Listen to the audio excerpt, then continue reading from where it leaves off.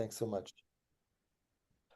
Hi everyone. Okay, so um, the topic of my kind of presentation today is what I hope will be an interesting approach to interpretability, which we call combinatorial interpretability. And I'm going to explain that and kind of try to show you where we are right now in the beginning stages of this. And this is joint work with Mika Adler, Dan Alistar, Alon Bebchuk, and Ling Kong. Um, so, I'm going to kind of skip quickly through issues like why do we need mechanistic interpretability? I think you guys know this. Why do we care about it? I think you don't need me to preach on that. Um, I do want to say that the approach that we're taking is kind of the anthropic research approach of seeing the neural network world as a kind of computation on features, right?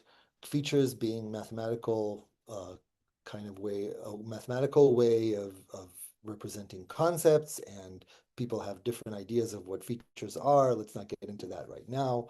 Um, and interpretability is challenging, of course, because neurons are polysemantic. We all kind of know that, right? They're participating in the computation of representation of many features.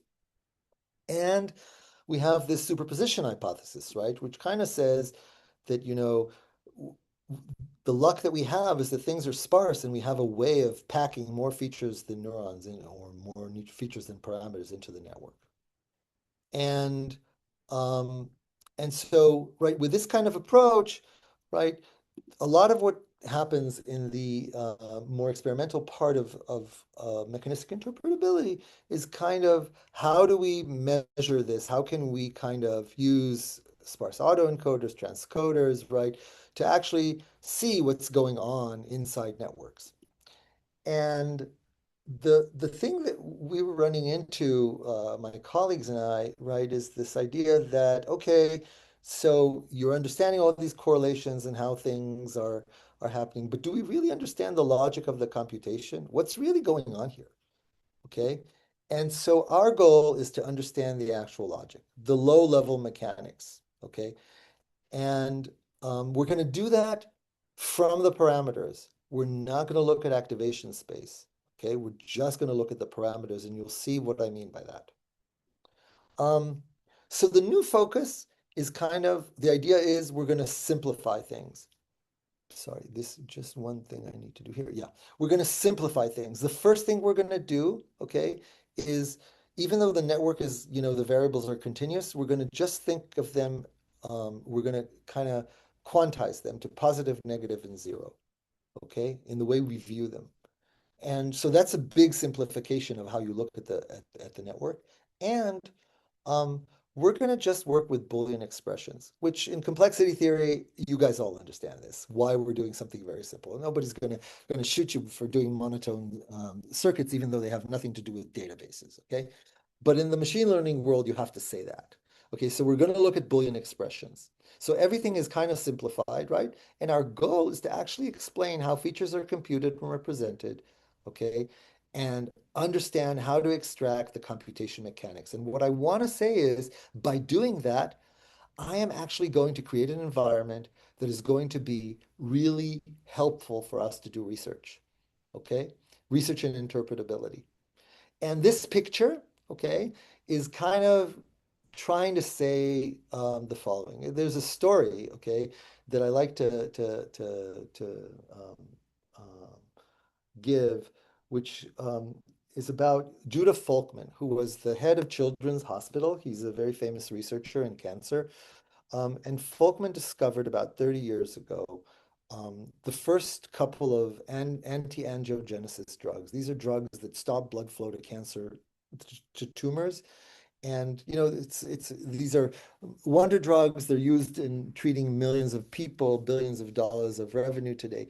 But when he started this out and it was like exciting, oh, you could cure these drugs, cure cancer in mice, right? And so in these experiments. And so a reporter asked him, so what can you say about this amazing, discovery? And Folkman said to him, well, if you're a mouse and you have cancer, then we can probably cure you. And that's it. That's kind of it. So what I'm going to talk about today are these very restricted kind of models, okay? And if you ask me what this means, well, you're going to see that if you're a Boolean circuit, or sorry, you're a neural network computing on a Boolean formula, then we can say something about what you do. And this says nothing about LLMs and says nothing about other things. It's all something that we have to think about in the future. But, you know, in some way, like Mendel's peas, okay, I'm creating an environment. I think I'm creating an environment where we can actually see things that are meaningful.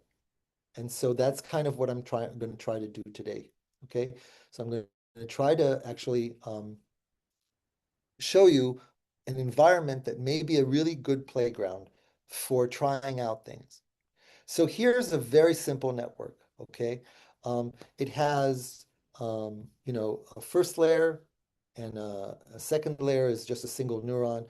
And the inputs, are Boolean, are Boolean inputs, right? Of each location represents a variable.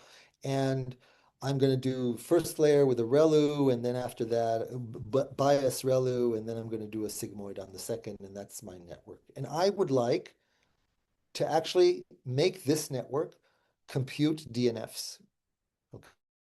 Okay, disjunctive normal forms. And the way I want to do that is I want to hand code it. Okay, I'm going to hand code the neural network. So how do you do that? Well, so imagine that I want to hand code, x2 and x4, right? So we kind of know, right, that x2 and x4 is essentially ReLU of x2 plus x4 minus 1, okay? Um, and so what I can do then to compute that, let's say I want to compute it in neuron 2. I'm sorry, in neuron 2, right? So what I'll do is, right, in the appropriate columns 2 and 4, where I'm going to have the input hit this, be multiplied by this, I'm going to put ones, and I'm going to put a minus 1 here in the bias, and that is going after the ReLU to give me ReLU of x2 plus x4 minus 1, which is exactly x2 and x4, sorry. Okay, so great. So I hand coded this. Of course, I can, try to do it for x3 and x6 also. So I'll put here 1 and minus 1, and I'll do that. And I can keep on going like that monosemantically in each neuron until I run out of neurons. I can use coding like this to get out of here a signal that then, will get, if I just give a positive on that in the second layer, it'll give me a, an indication that this is actually, that this feature, this, clause exists, okay, is satisfied. Okay, of course, things are not monosemantic, right? And because they're polysemantic, right, after a while, I'm going to run out of neurons. And so what I'm going to have to do, right, is I'm going to have to use multiple neurons to code the same thing. So in this example, I'm coding x2 and x4, right, across multiple places. So I get signal from several neurons on this. And the same thing for, x3 and x6. I'll put these in several places so I get signal in more than one place. Why? Right? Because at some point, right, we're going to have overlap, right? We're going to have a situation where, for example, x2 and x4 overlaps with x7 and x9 in a neuron, right? And so I can't tell, right, just from the dot product, whether it's, x2 and x4 or x4 and x7 or x7 and x9 or whatever, right? I don't know. But, right, if there are enough other places where there isn't an overlap, right, then the signal will get through. Okay? And so that's the idea. That's the coding that I'm going to do. Essentially, pick what we call feature channel codes, okay, that actually, don't overlap, right? And therefore, I will get the signal out and I will be able to recognize the Boolean expression that I want. Okay. So we actually do this, we do this hand coding and we prove some things about it. We construct, algorithms that compute ands like this, okay? Um, and so the kind of linear, the algorithm is linear in the number of features or the number of m, which is the kind of the number of ands, which is kind of O of the number of features, right? And we also show a matching, almost matching lower bound. So forget the logs. Essentially, what we show is that if you have m features, you need m parameters, and you can get away with m parameters. Okay, so it's kind of saying that if you have a very large neural network, okay, you don't have to worry. Like if you have, you know, m very large m of neurons, okay, the number of sorry, a large, very large m of parameters, okay, the number of features that could be in this network, okay, is not anything but essentially linear in the number of parameters. Okay. This is very different from just, right? This is computing, right? This is to compute something to, which is different from representing it, which we know from Johnson-Lindner-Strauss. You can just do this in logarithmic number of features, right? So, so we have this hand coding, and we know how to hand code a network. And essentially what we do is, right, to hand code it, is we actually create these feature channel codes. And so we ask ourselves, okay, let's take the same network exactly, and instead of hand coding it, let's use SGD to actually try to train it to recognize a Boolean DNF expression. Okay, so I'm going to run the same network. Well, in this case, it's going to be 16 neurons. Um, and let's see what I get. Okay. So, and please ask questions because it's hard for me to know if people are getting what I'm saying, but I'm going to try to be as clear as I can. So here at the bottom is the Boolean expression that I want to compute. Okay, x3 and x11, x9 and x13, x2 and x6, and so on and so forth, right? And what you're seeing here in the picture, this is the matrix W1, the first layer matrix. This is its bias, and this is the second layer matrix after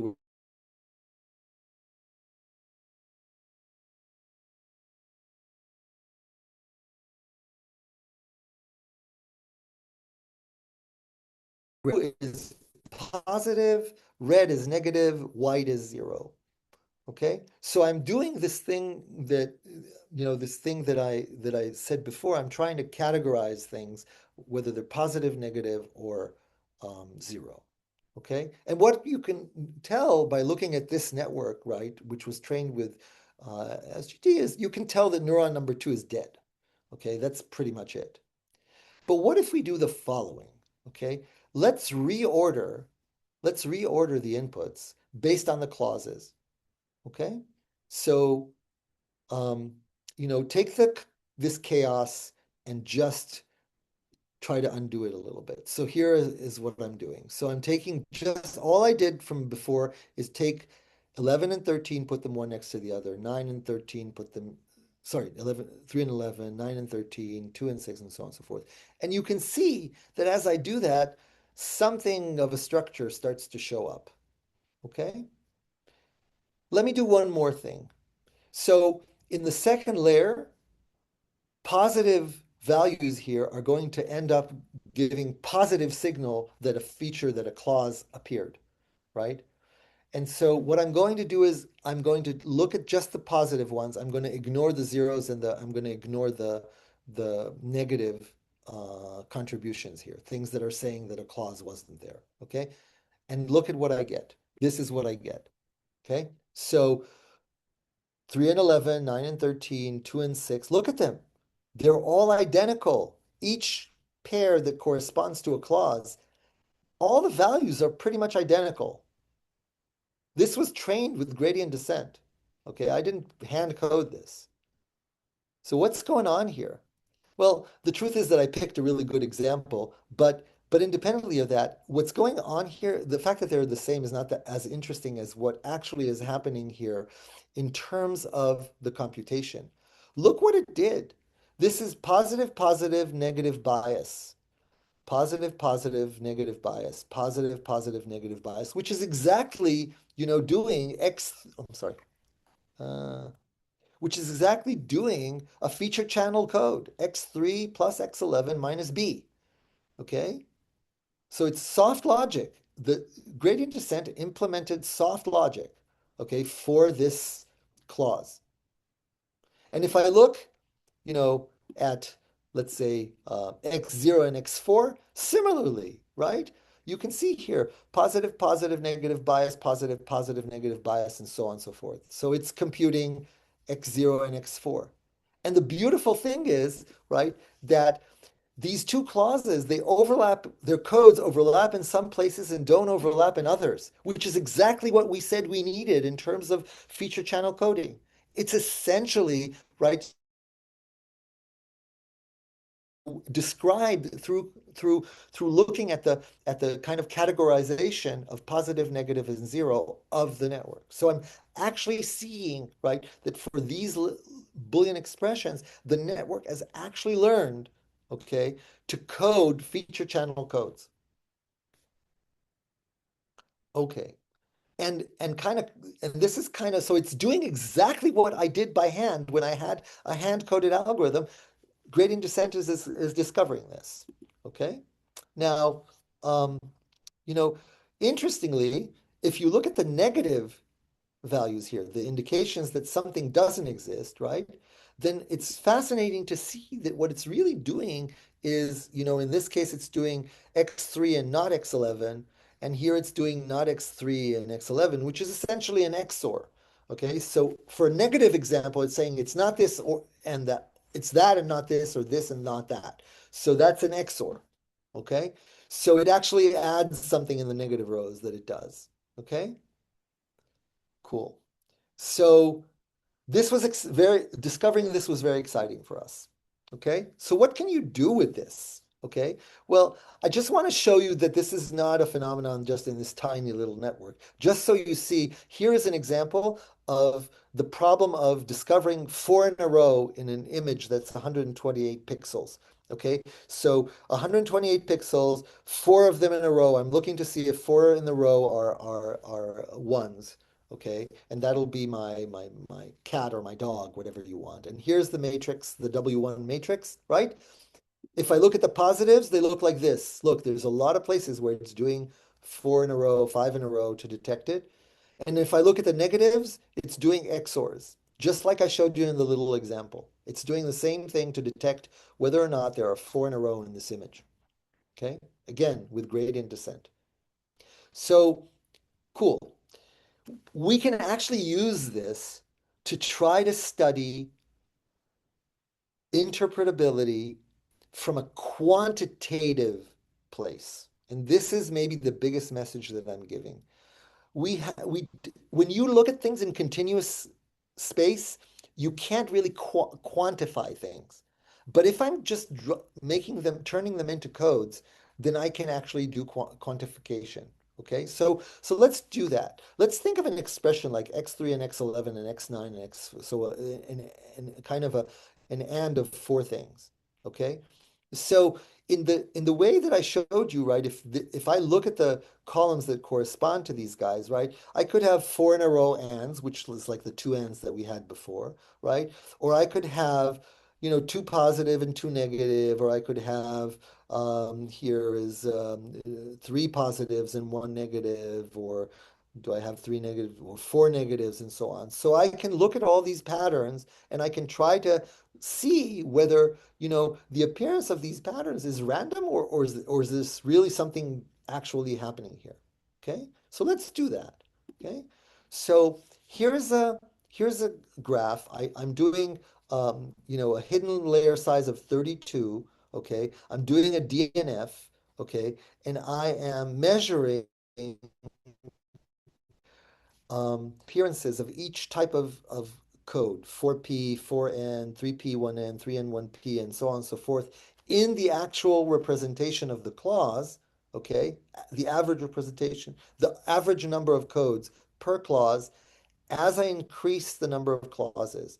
So I'm starting out with two, and I'm going all the way up to 64 clauses. And I want to see what happens to the different types of codes. So what happens in this network, you can see with this network that around 30 or 32, right, I have error. This is error. I'm sorry. This is error. And error just starts to peak at 32 and then goes up. Okay. And what does this correspond to? Well, it corresponds to, look at this, the 4P patterns going on average from having about 7 to having about, you know, I would say 1.5 or 2 on average. Okay. This side of the equation shows you what would happen if in the same setting I just had random coin flips for the codes, right? So 4P would be 1, right? The chances, are not high to have a 4P pattern. But look at this. When I'm here, it's actually getting on average 7 or more codes, okay? And as the number of codes per clause goes down, the error goes up, okay? So the coding right here, this coding with feature channel codes is not random. This is not random. Okay. And just to be convinced that it's not random, imagine that instead of having an and of four positive things, I make one of them negative. So x3 and x11, not x9 and x3. So there's a negative variable. Look at this. Suddenly, the four p's go down to be like random, whereas the specific coding of three positives and one negative that correspond to the specific location of the negative variable, that one shows this behavior of being very high initially and then going down, and very different from random. Okay? So these codes are not random. Coding is not random. Okay, great. So here's one thing you could do with this. Okay. One thing you could do with this is say, okay, let's look at a scaling law. Okay, it's for tiny networks, but let's look at a scaling law. So I'm going to take 64, an and of 64 things. So 64 times features. Each feature is a clause, okay? And over 32 variables. And I start out with a very small number of neurons, 4, and I go up to 2 to the 7th, right? And what I see, which is classical of a scaling law, as the network grows, the training and the test error go down until, at some point they're very, very low, right? And what does that correlate to? Well, it turns out that it correlates among all the codes to two types of codes. It correlates to the average number of 4P codes that I managed to have in the network. And look at this. As I make the network bigger, I'm able to train it to have more codes on average, okay? And error goes down.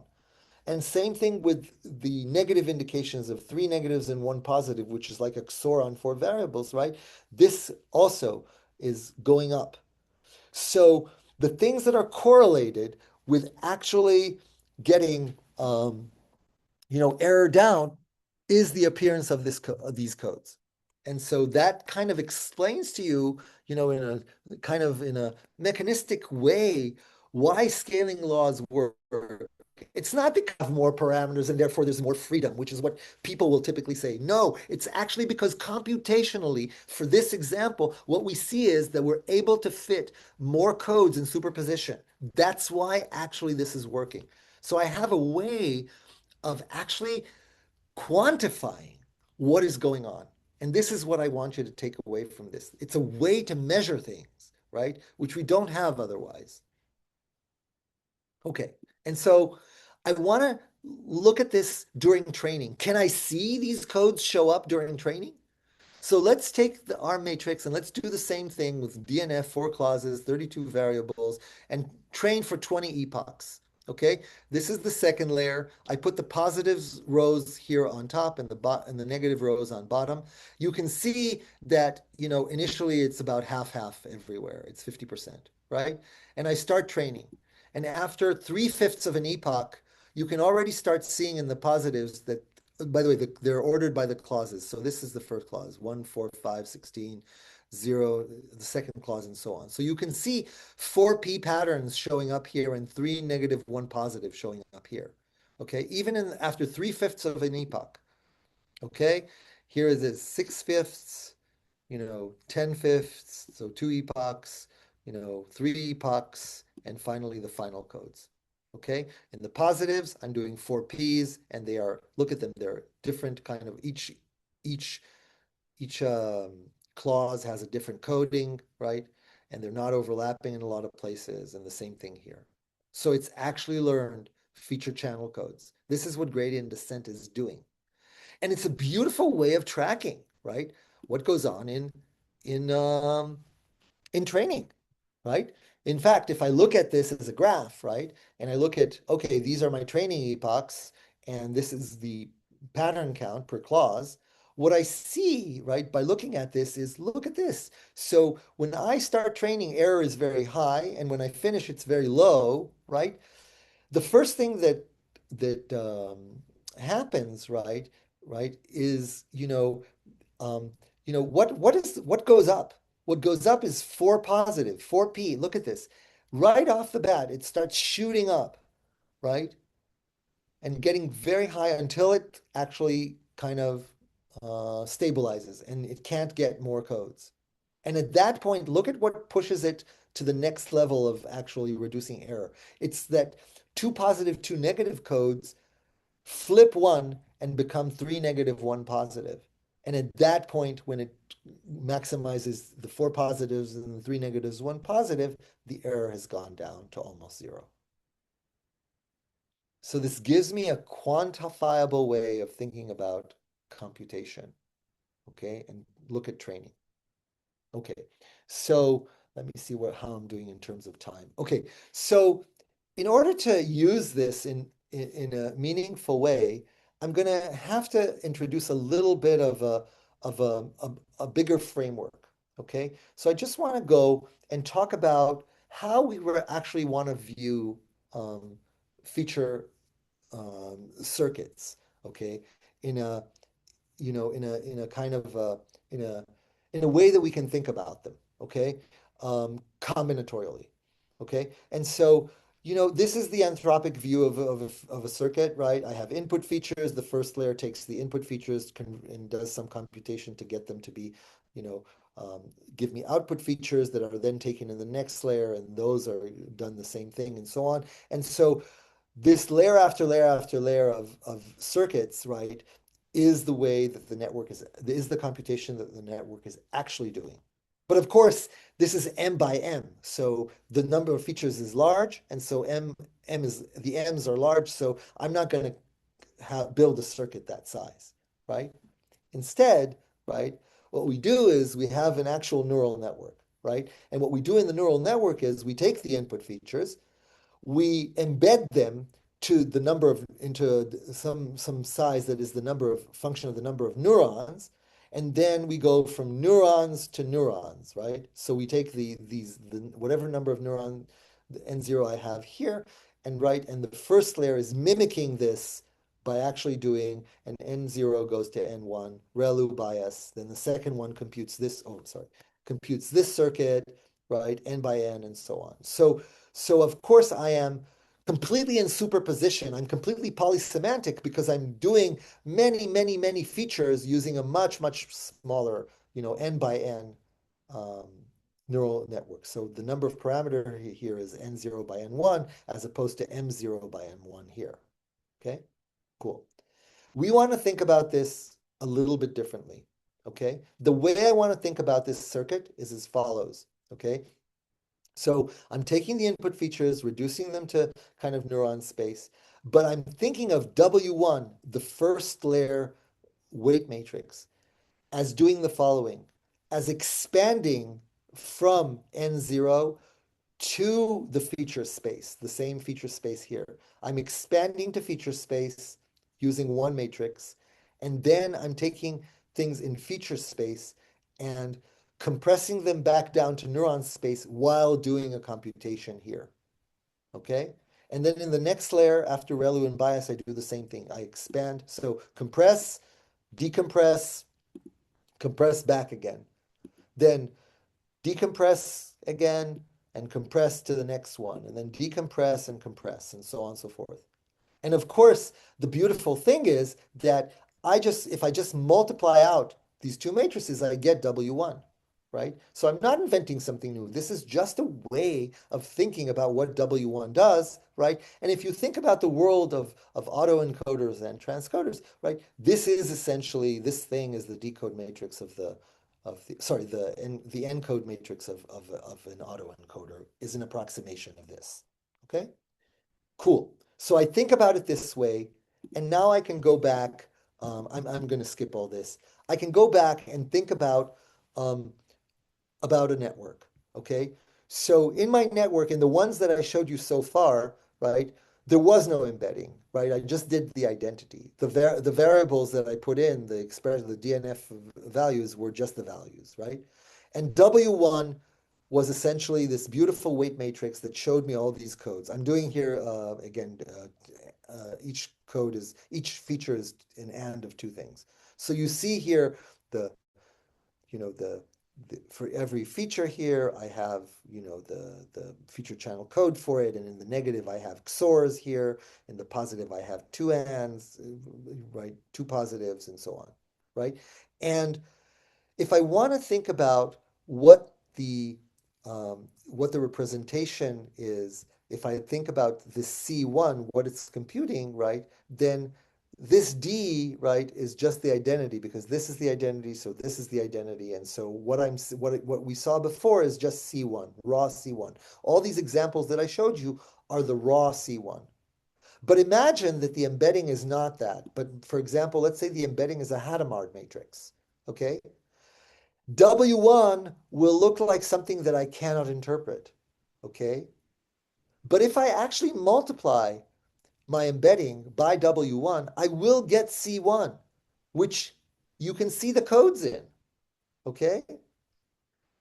And if I did this for a random embedding, let's say I did a random embedding, right? I'd still, training this with a random embedding, I multiplied this by this, I would get what the codes are, okay? So you can think of this embedding that I put here before as a representation of what the transformation to the features is by the previous layer. Okay, so I have a way of representing what the previous layer did. Okay, so what does this give me? What power does this thing give me? Okay, well, this way of viewing things allows me, for example, to think about, um, to think about um, patterns, right, that I can't see in W1 alone. So, for example, if I do a learned um, C0 here, okay, so I'm learning C0 and W1. This is learning like this is representing the previous layer, and here is W1, and I multiply one by the other, I will get a C1, and that one will show the four P's, the four positives here. Okay? So I have four positives, this is learned, by the way, four positives, negative bias for a positive W2. That's exactly an and of four things. Okay? I can see the features. And in fact, if I look at it, right, as I sparsify the network, I can see something really interesting. Let's look at sparsity. I increase the sparsity in W, right? In the weight matrix. I increase W in the weight matrix. The error goes up. Yeah, okay, there's no news there, right? But look, all the codes except 4P are pretty much, the same or increasing, um, but look at what happened here. The reason that the error went up is that the 4P codes went down. Everything else is pretty much, either increasing or the same, but 4P goes down. Okay? The loss of the 4P codes is the reason why, error went up. Wow. Okay. So what does this say about sparsity? Well, what it says is the following. Take a dense weight matrix, okay? It has a bunch of codes. Sparsify it by 50%. You lost 50% of the weights, okay? You still have in C1 a dense representation because it uses the previous activations from the prior layer, right, to actually still encode the feature channel codes. And when you go to 75%, it still manages to generate codes, okay? And at 87.5, okay, the number of codes goes down and now you're going to see error. But the point here, the thing that I'm saying is sparsity, you can sparsify a neural network and still get accuracy because it's actually dense in the feature space. In the feature space, it's dense, even though in weight space, I'm actually making it sparser and sparser and sparser. Okay? So sparsity actually preserves feature channel codes, and that's why we actually can sparsify neural networks. And the same thing is true for quantization, by the way. Okay, so great. The final thing I want to talk about, I have about 5 minutes to do this. Okay, so let's use this idea now to actually tackle something that has been bothering us in the field of interpretability for quite a while. The phenomena of lottery tickets, right? So I take a neural network, an embedding, that represents the prior layer. I have a dense, I train the network, right? And I get, training the network, I get this kind of, okay, this is the bias, this is the second layer, this is the weight, the final weight matrix. Okay, great. What is actually happening here? Okay, and this time, by the way, I'm sorry. What did I do? And the clauses now have overlaps. So if you look at the numbers here, each four is a clause and they have overlaps. Look what happens. Okay, so I train the dense network and I'm getting feature channel codes, right? Lots of feature channel codes here. Okay, so when we look at the lottery ticket hypothesis, okay, can we actually say something about the internal object that is being represented, right? The lottery ticket says the following, for those who don't remember, right? The lottery ticket says, take a dense network, train it, prune it, take the mask of the pruning, bring it back to the initial state and train from there, and you will get something that actually gets close to the final accuracy of the dense network, right? It's like a miracle. I picked some sub-network in the original space, and that sub-network, okay, when trained, will give me the same accuracy as the dense network, right? Okay, so what is the thing? What is it? Is it the weights? Is it some random collection of weights? Is it the mask? Right? People have been pondering this question. And there are lots and lots of papers that kind of show the behaviors, but don't show what is actually happening. So here's kind of an attempt to show what's happening, again, in a very small toy model. So, so look at this look at W1 and look at the dense final C1. Okay,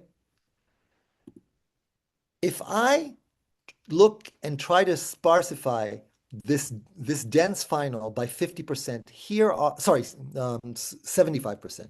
So I sparsified it 75%. These are the top, this is magnitude pruning. So these are the top magnitude pruned locations, the ones with the highest magnitude. Okay, I take this, right, and I look at this in um, in in feature space in the final situation. Look what happened. The number of codes goes down. Okay, that's not surprising, right? I cut down the number of variables by 75, the number of parameters by 75%. So here I am, right? Okay, great. And accuracy drops, right? If the dense network was nine point, what was it? I forgot. I had it here. 9.78, right? Now it's going to be 0.725. Okay, great. So losing the codes explains why the accuracy dropped. Great. Now let's do the lottery ticket thing. Okay? So take the mask from the dense, right? Take the initial state of the network. But this is C1, this is in feature space. Look what happens in feature space. The initial state, right, has kind of very few 4P codes because the probability of that is very low, right? Just from random distribution, what are the chances that I'll have 4Ps, right? And then, right, in the 3N 1Ps, there are a lot more of them. Okay, great. So take this mask and apply it here. Okay, so apply the final mask to the dense initial weights.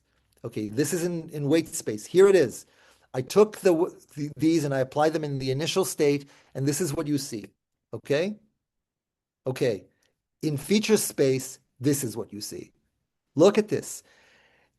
Just applying the mask, right, increased the number of codes in the initial state. Okay? And so accuracy goes up. Now, I didn't invent this. I didn't discover this. This is actually the supermask phenomenon, right? That Zhuenal discovered. So you're getting supermasks because actually removing parameters actually reduces the number, the interference and increases the number of codes. Okay, that explains supermask. Okay, and let's keep on with the lottery ticket now. Okay, so now, okay, I'm going to take this sparse initial thing mask, right? And this is what it looks like. Okay, and I'm going to train it now. Okay, from this rewound space. Here it is. This goes to this. The magnitude of most of these variables goes up. Okay, and when I train it, this is what happens in feature space. Look at this. Boom. Suddenly, all of these locations, right? The mask has actually found precursors of places that will turn into codes so that accuracy increases again. Okay? That's why, okay, that's why lottery ticket works because it actually increases the number of codes. I have precursors that will turn into codes. And just so we're clear, it's a different set of final codes than the dense. Like this is just showing the differences, right? So the sparse training found a different set of codes, not the same codes as the dense training. They're not training to the same representation as the dense, but something in the setup, okay, of these codes enables that. And so I'll just finish by saying there's a whole paper on this. The idea is that what's happening here, right, is that a lottery ticket is not can be viewed not as something in you know not as something in weight space, some random subnetwork in the weight space, but actually as a collection of precursor sites that are closer, okay, to final codes than other places. Actually, if you look at these graphs, and I won't go because I'm running out of time, but what you're seeing here is that gradient descent, okay, is taking these precursors and not using some of them, using others, and the ones that it's training are very close to being codes already, and they just quickly become codes. Okay? And that's why I can go from this to this, and I have my lottery ticket hypothesis. So to summarize all this, okay, the potential of this combinatorial interpretability idea is by really simplifying things, okay? Looking at P's rather than humans, okay? We're able to actually look at the inner workings of neural networks. These are tiny neural networks, okay? They're mice. They don't mean anything for GPT-5, okay? But they're a way of starting to think about what is actually happening here on a computational level. And then, we have the feature channel coding hypothesis, which is a kind of combinatorial way of talking about the superposition hypothesis. And and finally, it's a toy sandbox for understanding and improving techniques. You can try to improve sparsity, improve quantization, okay, by actually playing in this very simple space that allows me to actually quantize, um, features. And I have a picture of a brain here because I actually do believe that something very similar is happening in actual brains. And I think with that, I'm going to finish and open to questions.